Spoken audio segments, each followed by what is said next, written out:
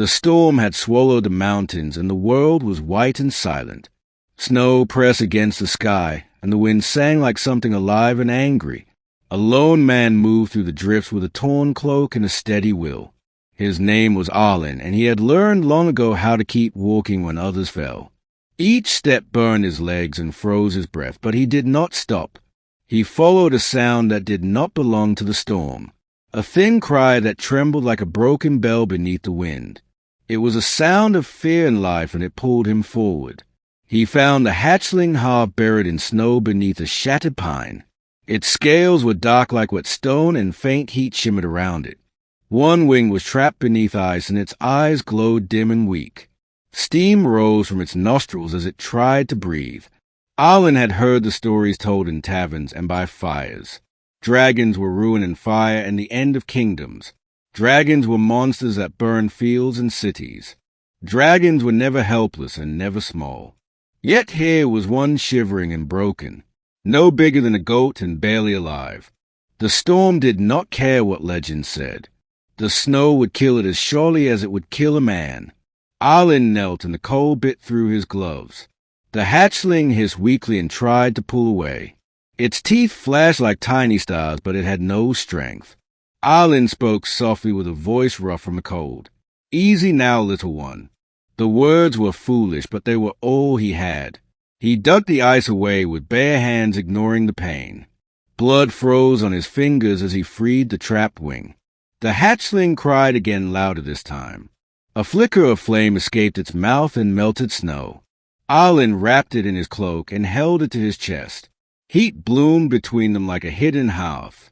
The storm raged on, but something had changed. The wind seemed to hesitate, as if watching.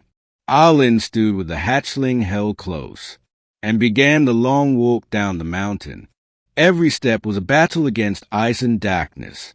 The hatchling stirred and pressed closer. Its warmth spread through Arlen and kept him alive. He whispered stories he barely remembered from childhood. He spoke of fields and rivers and the smell of summer rain. He spoke of people who laughed and argued and loved. The hatchling listened with glowing eyes. Its heartbeat steadied and its breathing grew strong. When dawn finally broke, the storm faded into silence.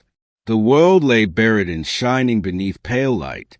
Arlen reached a valley where smoke rose from chimneys. People stared as he emerged, carrying fire in his arms. They shouted and reached for weapons. Fear spread faster than the cold ever had. Arlen raised his voice and stood his ground. He told them what he had done and why. This creature would have died. This life would have ended alone in the snow. If that made him a traitor, then so be it. He would not drop it into the cold again. The hatchling lifted its head and let out a clear call. Flame danced harmlessly above its tongue. The people froze as the sound echoed across the valley. Something ancient answered from far away. The mountains replied with a distant roar, deep and vast and full of power. The ground trembled beneath their feet, and the sky seemed to draw a breath. Days passed, and the hatchling grew quickly. Its scales shone brighter, and its wings healed. It followed Arlen like a shadow of fire, learning his scent and his voice. More dragons came circling high above. They did not attack, and they did not flee. They watched and waited and remembered. For the first time in an age, they did not burn. Arlen learned their language through patience and pain. He learned that dragons remembered every wound. They remembered betrayal and fire and steel. They remembered humans as hunters and thieves. But they also remembered debts. A life saved was a bond older than crowns. The hatchling was proof that mercy still existed. And mercy changed the shape of the future. When kings sent armies, the dragons did not strike. They sent Arlen instead with a hatchling at his side. He stood before thrones and told the same simple truth. The world could end in fire or begin in trust. Some laughed and some threatened, but some listened and lowered their blades. Fields were spared and cities stood untouched. Trade roads opened beneath dragon shadows.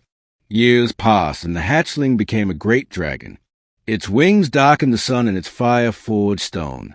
Yet it bowed its head to Arlen without shame, for he was its first memory of the world. Children grew up seeing dragons in the sky, not as omens of death, but as guardians of the high passes.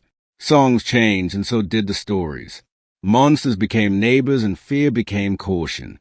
Arlen aged as all humans do. His hair silvered and his steps slowed.